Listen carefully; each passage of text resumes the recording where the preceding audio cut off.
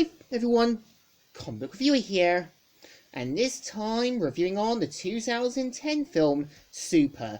Now, as you know, Super was a 2010 black comedy superhero film that was written and directed by James Gunn.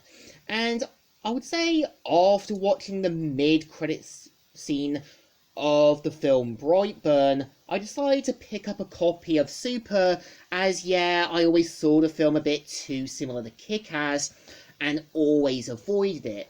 But I think after watching the film and getting older and wiser, I would say Super is basically like saying, what if Batman was a deadbeat loser, and what if he wanted to believe everything he was doing was for the act of God? And I think the film, in my opinion, definitely works, because the point of the film is meant to feature short order cook Frank, who only recalls good moments of his life, marrying his wife Sarah, and an incident on which he helped a police officer catch a purse snatcher. And you can kind of tell, Frank is kind of a deadbeat loser. He never had anything to really show for his life. And we kind of see how Sarah kind of relapses again and kind of goes back on the drugs. And we kind of see how, Kevin Bacon's character, Sharks, pretty much ropes her in back onto the dangerous life. And over the course of the film, we kind of see how Frank kind of thinks that he's been called by God to kind of stop crime and corruption. And I think this is where I think it takes a lot more inspiration from Batman, because, obviously Frank is supposed to be Bruce Wayne. The only difference was, we knew what happened to Bruce when he lost his parents. He wanted to make sure nothing happened to Gotham that happened to him. And I think the point of Frank was that, he wanted to delude himself thinking he was doing the right things, only to kind of end up becoming no better than the crime and corruption in his neighborhood.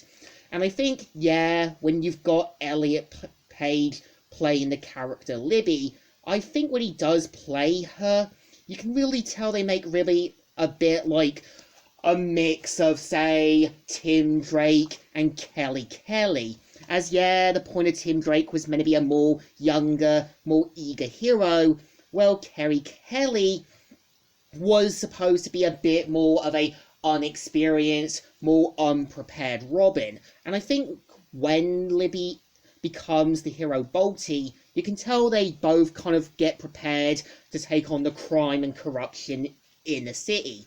And I think, when you do have Frank kind of finding more comic books to get inspired by, building more weapons, this does remind me about a bit of Batman Year One, or sort of the early Batman issues from the Golden Age, because, when you did have Batman Year One, Bruce got basically pummeled by the Red Light District, only to find inspiration.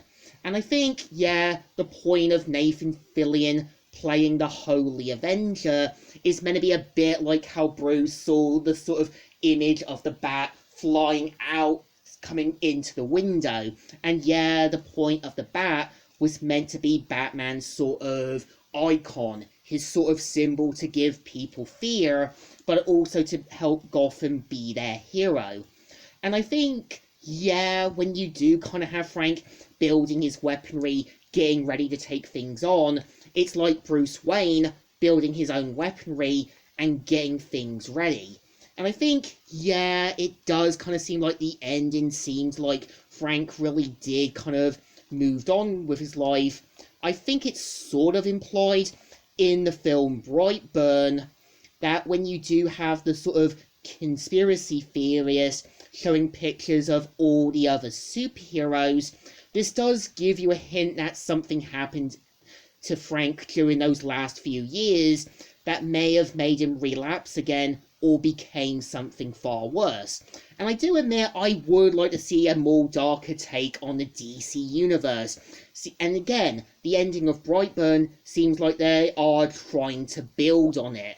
And I would actually like to see something like The Boys, something kind of like Invincible, because yeah, the point of The Boys was meant to be a more darker, grittier take on the superhero community. Well, yeah, Invincible was meant to kind of be a bit more like being DC and Marvel, but kind of being a bit more realistic with the superhero deaths. And I think, yeah, I don't really see it now as a kick-ass knockoff. I see it as a bit more like a super, like, hero film saying, what if Batman wanted to kind of be a superhero, and what if he was a deadbeat loser? So I think the film definitely deserves a thumbs up. It wasn't that bad, and again, if you're a fan of something more like James Gunn trying to do a darker take on the DC universe, I do recommend this movie. So, Comic Reviewer here, signing out.